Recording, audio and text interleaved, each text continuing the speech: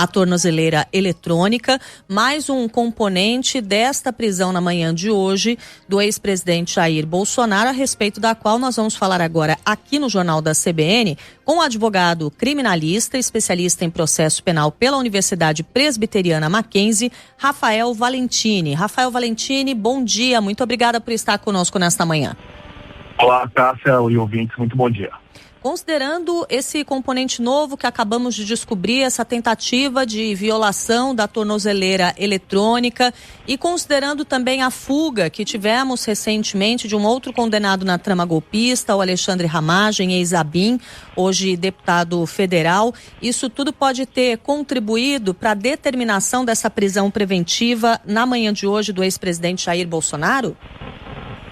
Pode não, Cássia. Pelo que eu estou vendo aqui da decisão, foram justamente esses fatores de prisão preventiva do ex-presidente Jair Bolsonaro no caso do golpe, né? Assim, por assim dizer, para facilitar a referência, porque ele já estava preso em caráter preventivo domiciliar em razão de outro caso que envolve também Eduardo Bolsonaro, mas por este processo do golpe, que é o qual ele já foi condenado, a princípio tinham somente medidas cautelares, uma série de medidas cautelares. Entre elas, você não evitar qualquer tipo de provocação ao público, uso de redes sociais. Então, quando surgem notícias, primeiro notícias e evidência concreta de que houve uma tentativa de rompimento da tornozeleira eletrônica, de que Flávio Bolsonaro seja coordenado, incentivado, mas certamente em conversa com Jair Bolsonaro, convoca uma vigília para, de algum modo, a pretexto de ser um apoio a Jair Bolsonaro. E num contexto em que Alexandre Ramagem, por exemplo, foi visto fora do país, tendo êxito numa fuga, isso forma um conjunto em que, certamente aos olhos do ministro Alexandre de Moraes, as medidas cautelares e até mesmo a prisão domiciliar, ainda que em razão de outro processo, se mostram insuficientes. E diante disso, aos olhos do ministro, não há outra alternativa que não a prisão preventiva clássica, por assim dizer, no estabelecimento prisional, seja na Polícia Federal, numa delegacia, ou até mesmo num quartel, como acontece, por exemplo, com outros presos, como Braga Neto, vai que ele fique no estabelecimento que seja muito mais fácil esse monitoramento, de modo a garantir a ordem pública e a aplicação da provável pena que o ex-presidente deve cumprir. E tem uma outra questão também, né, professor, que é a maneira como essa prisão domiciliar estava sendo cumprida pelo ex-presidente Jair Bolsonaro. Nós sabemos que em uma prisão domiciliar existem várias regras, mas que nesse caso estavam sendo de alguma forma flexibilizadas, já que havia mais pessoas na casa. Por exemplo, no caso de prisão domiciliar, e no caso do ex-presidente Jair Bolsonaro, ele precisava de autorização da justiça para receber visitantes. No entanto, como havia outras pessoas na casa, era possível que outras pessoas entrassem ali e o visitassem mesmo sem essa autorização? Perfeito, exato. O ex-presidente,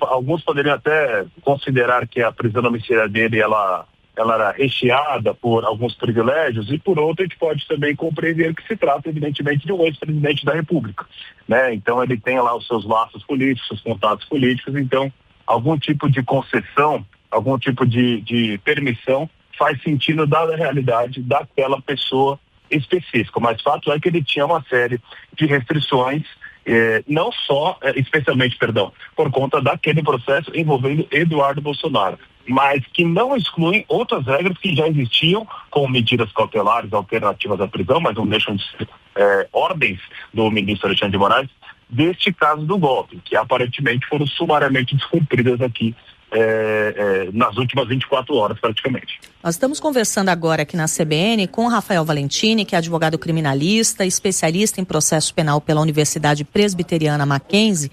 Eu gostaria de saber quais podem ser os próximos passos. O ex-presidente, hoje, ele foi levado da casa em que mora para a Superintendência da Polícia Federal. A expectativa é que ele cumpra essa prisão preventiva nesse local, ou ainda pode haver a transferência para algum outro local, por exemplo, para algum presídio? Bom, primeiro, respondendo a primeira pergunta, próximo passo, acho que o mais relevante é que o Jair Bolsonaro deve ser encaminhado para uma audiência de custódia. Apesar de ser uma prisão preventiva, e todo mundo, a audiência de custódia no cumprimento de uma prisão preventiva, ela tem a relevância maior dela, para confirmar, por exemplo, se não se trata de um homônimo, né? E aqui, obviamente, está descartada essa possibilidade. Nesse caso, professor, já falaram aqui pra gente, né? Os nossos repórteres já trouxeram a informação que já foi marcada a audiência de custódia, que vai ser por teleconferência ao meio-dia de hoje. Isso, exatamente. Então, ou seja, a audiência de custódia certamente será o primeiro passo para uma questão muito mais protocolar, tanto para verificar se não tem uma irregularidade, acredito que não haverá, e também verificar se Bolsonaro não sofreu nenhum tipo de maus tratos ou abuso por parte da polícia, o que também acho que certamente não vai acontecer, até porque a decisão do ministro é bem expressa de que a decisão, o cumprimento do mandato deve se dar com o máximo respeito. Claro que isso é muito óbvio, mas não custa nada um reforço dadas as circunstâncias e de quem a gente está falando como alvo da prisão. Num segundo momento, certamente, já deve estar sendo discutido aqui agora, nesse exato momento, onde Bolsonaro cumprirá essa prisão preventiva. Se fosse um preso comum, uma pessoa comum, certamente seria encaminhado por um estabelecimento prisional. No caso de Brasília, tem a Papuda, outras unidades nas reuniões, na localização adjacente, mas em se tratando de um ex-presidente, pensando na segurança dessa pessoa, de modo que ele não sofra algum tipo de retaliação, algum tipo de represália, e é interesse do Estado que toda pessoa presa seja assegurada a sua integridade física, é bem possível que ele permaneça nessa unidade da Polícia Federal, algo muito parecido, fazendo um paralelo com o que aconteceu com o presidente Lula anos atrás, que permaneceu numa unidade da Polícia Federal lá em Curitiba. Pode ser que ele seja transferido para um estabelecimento muito parecido com o que está atualmente o Braga Neto, que também é um militar e também por questões relacionadas à necessidade de proteção dessa pessoa em razão da condenação que foi proferida, Jair Bolsonaro ser uma figura pública, ou ainda que ele vá para um estabelecimento prisional típico, por assim dizer, que ele seja colocado numa ala, seja mais segura. Não entendo isso como privilégios, tá? Que fique bem claro. Entendo isso muito mais como uma cautela do Estado para evitar que Jair Bolsonaro sofra algum tipo de represália, violência, intimidação, humilhação, por ser a pessoa que é uma figura pública, né? Então, agora, isso são questões que vão ser decididas, devem estar sendo discutidas nesse exato momento, especialmente porque, dessa vez, essa prisão preventiva não é domiciliar. A domiciliar era fácil de saber nos próximos passos, porque ela seria cumprida no domicílio de Jair Bolsonaro, como vinha sendo no caso envolvendo Jair Bolsonaro e Eduardo Bolsonaro e outros. Agora, nesse caso aqui, terá que ser cumprida no estabelecimento de Estado. Então, certamente será discutido qual o melhor lugar que poderá recebê-lo, de modo a garantir a segurança não só do ex-presidente, como também da sociedade, para evitar algum tipo de balbúrdia, algum tipo de invasão, por exemplo.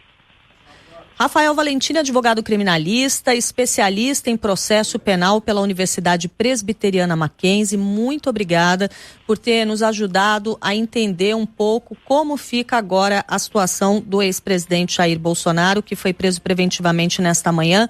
Muito obrigada e um ótimo fim de semana para você. Um ótimo final de semana a todos os ouvintes e um bom trabalho.